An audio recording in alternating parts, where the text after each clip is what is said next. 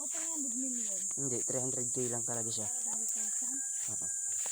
Ano kaya Ayan, guys. nun? Kompleto. Lahatan yun? Nandito kami ngayon guys sa bundok. Baka walang Wide ride isang lang. kaya yun.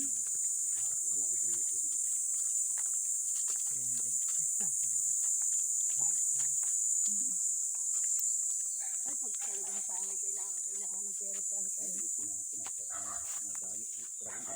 Lalakad kami ngayon guys.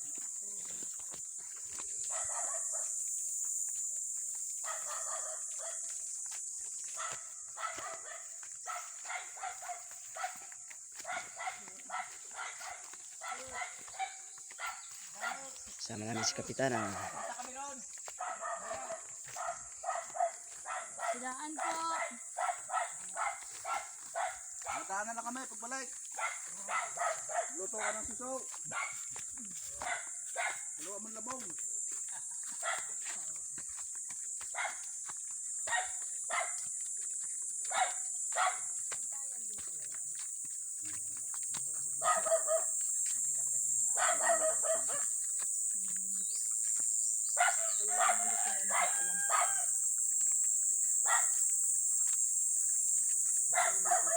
Saan yung mga 13? 13. Doon ho sa kasis. Pinaktarya, sartin, magkano? Hindi ko lang madam. Limot ko ay. Limot ko kung ilang hektarya yun. Pero malaki yun. Ay malawak ko talaga yun. Ano yun? Yung tabing ilog kaya? Yung sa kasi sa alam. Tabing ilog yun?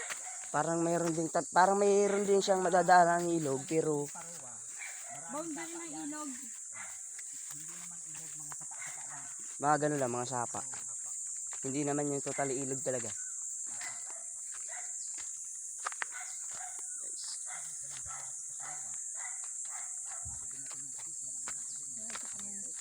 Dito kami ngayon sa bundok.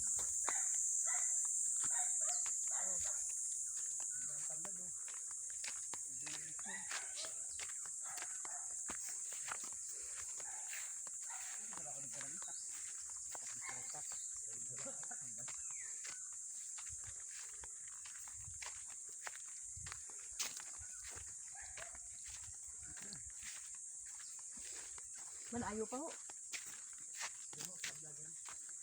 Malayo pa ba lang?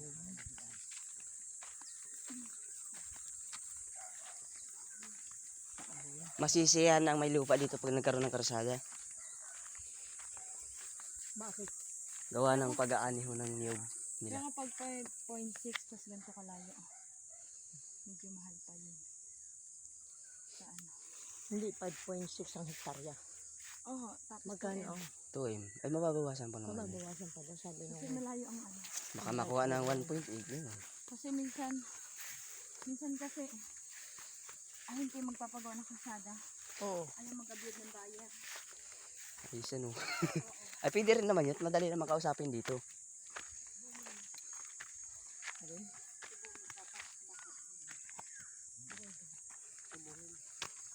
Ayan guys. Lakad-lakad kami guys. Yung namin na lupa dito.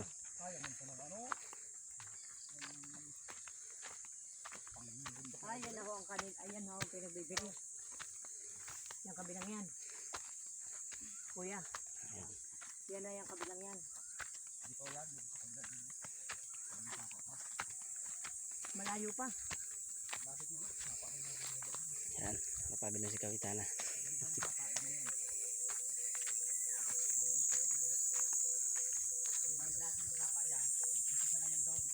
Kasama po yung sapa, boundary nila.